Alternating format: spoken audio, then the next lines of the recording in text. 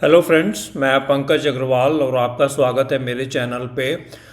देखिए, मैं इस चैनल पे इकोनॉमिक्स और बिजनेस स्टडीज़ जो कि सीबीएसई क्लास 11th और 12th में सिलेबस है उसके बेसिस पे ये वीडियो बना रहा हूँ। तो अभी मैं जो सीरीज़ लेके चल रहा हूँ वो बिजनेस स्टडीज़ लेके चल रहा हूँ और एनसीईआरटी की बुक से लेके चल रहा हूँ। मेरा मानना है कि एनसीईआरटी की जो बुक्स हैं वो फंडामेंटल बुक्स हैं, बहुत इंपॉर्टेंट बुक्स हैं।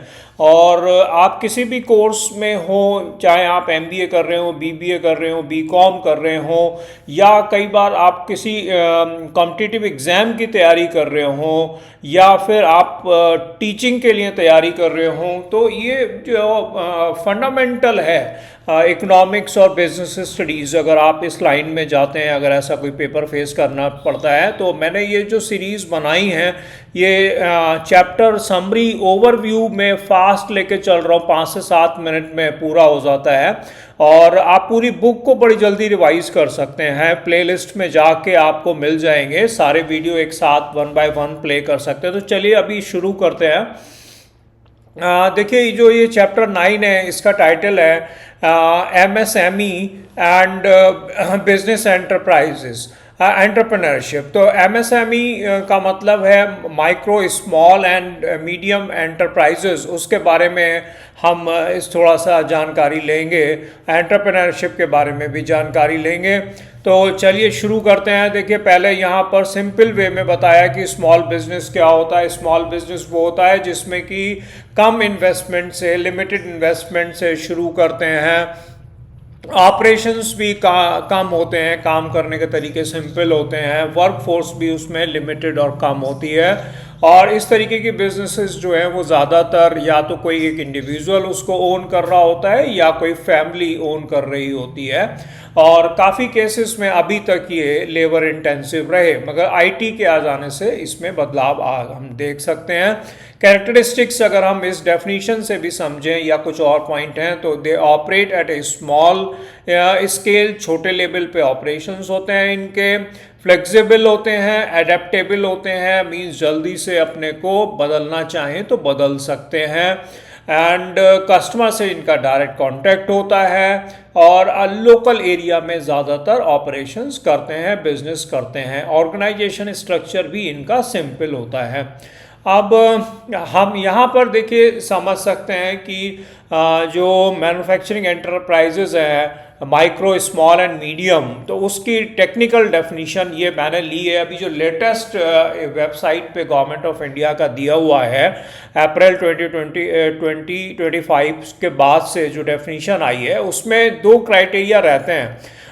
देखिए, एक तो रहता है कि प्लांट और मशीनरी में कितना इन्वेस्टमेंट करा हुआ है। दूसरा क्राइटेरिया रहता है कि उस कंपनी का, उस फर्म का टर्नओवर, एनुअल टर्नओवर कितना है। तो दोनों क्राइटेरिया के बेसिस पे समझ सकते हैं। माइक्रो का मतलब है कि प्लांट एंड मशीनरी में इन्वेस्टमेंट 2.5 करोड़ तक का हो और एनुअल टर्नओवर 10 करोड़ का हो।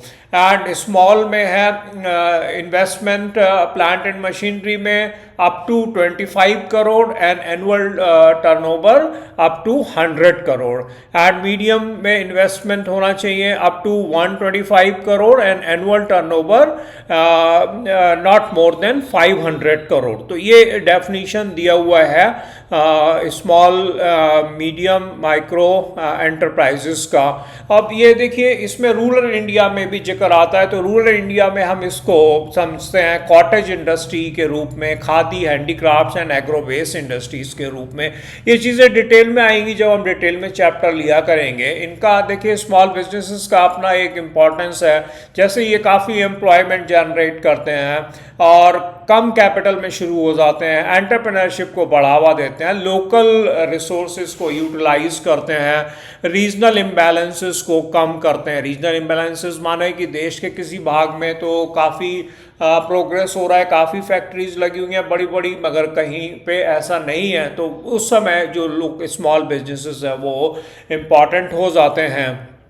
और लार्ज बिजनेसेस को भी ये कई तरीके से सपोर्ट करते हैं, उनके बहुत सारे पार्ट्स, कंपोनेंट्स एक्सेट्रा बना के सप्लाई करते हैं। स्मॉल बिजनेसेस की क्या प्रॉब्लम्स हैं, इनको फाइनेंस की कमी रहती है, इंफ्रास्ट्रक्चर इनका थोड़ा सा कम हो सकता है, कई बार इनकी क्वालिटी भी कम हो सकती है अगर ये लेटेस्ट मैन्युफैक्चरिंग टेक्निक्स को यूज़ नहीं कर पा रहे हैं किन्हीं कारणों से। आउटडेटेड टेक्नोलॉजी है, पुरानी टेक्नोलॉजी है, मार्केटिंग से रिलेटेड कुछ प्रॉब्लम्स हो सकती हैं, और रॉ मटेरियल को एक्सेस करने में, प्रोक्योर करने में भी प्रॉब्लम हो सकती है, और स्किल्ड लेबर भी कई बार इनको नहीं मिल पाती है।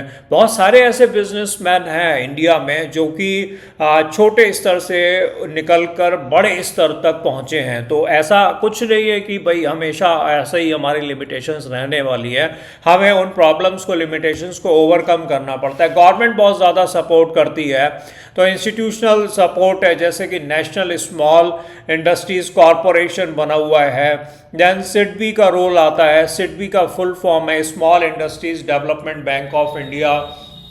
देन हर डिस्ट्रिक्ट में DICs बने होते हैं, डिस्ट्रिक्ट इंडस्ट्री सेंटर्स, ये भी काफ़ी इंपॉर्टेंट रोल प्ले करते हैं स्मॉल एंटरप्राइजेस को प्रमोट करने में।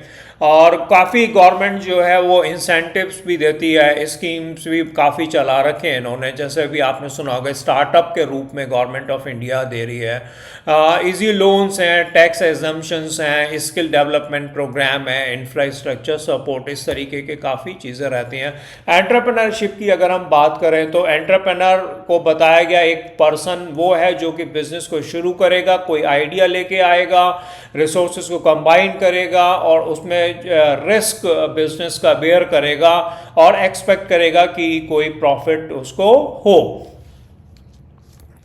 एंड एंटरप्रेन्योर में क्या क्वालिटी होनी चाहिए? देखिए, एक तो वो विजनरी होना चाहिए। विजनरी का मतलब कि वो आगे तक समझ सके एनवायरनमेंट को कि आने वाले समय में किन चीज़ों की डिमांड होने वाली है, क्या बदलाव आने वाले हैं। रिस्क टेकर होना चाहिए, उसको लीडर होना चाहिए, दूसरे लोगों से काम ले सके, डिसीजन मेकर होना चाहिए, नया सोच रखने वाला, नए तरीके से काम करने वाला, इनोवेशन का क्वालिटी होना चाहिए। एडेप्टेबल मीन्स बदलाव में अपने को बदलने के लिए तैयार हो वो। अब इसी चैप्टर में IPR means intellectual property rights के बारे में भी दिया हुआ है। तो इंटेलेक्चुअल प्रॉपर्टी राइट्स जो होते हैं वो लीगल राइट्स होते हैं जो कि हमारे कोई नए क्रिएशंस को, इनोवेशंस को प्रोटेक्ट करते हैं। और इसमें इन्वेंशंस भी हो सकते हैं, लिटरेरी आर्टिस्टिक वर्क हो सकता है, डिज़ाइन, सिंबल, नेम, इमेजेस, इन चीज़ों को हम इसमें प्रोटेक्ट कर सकते हैं।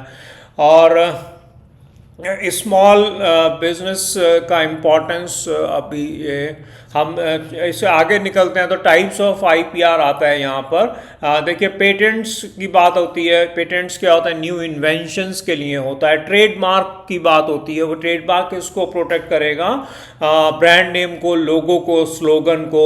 कॉपीराइट की बात होती है तो वो लिटरेरी, आर्टिस्टिक, म्यूजिकल वर्क के लिए आता है। डिज़ाइन की बात होती है, एथिस्टिक डिज़ाइंस प्रोडक्ट के भी प्रोटेक्ट करे जा सकते हैं। तो ये इतने तरीके के इंटेलेक्चुअल प्रॉपर्टी राइट्स हैं, patent, trademark, copyright, designs. Okay, और गवर्नमेंट की सपोर्ट के बारे में आ रहा है। तो गवर्नमेंट की सपोर्ट अभी हम पीछे देख चुके हैं, चैलेंजेस भी अभी हम देख चुके हैं, तो इसको स्किप करेंगे।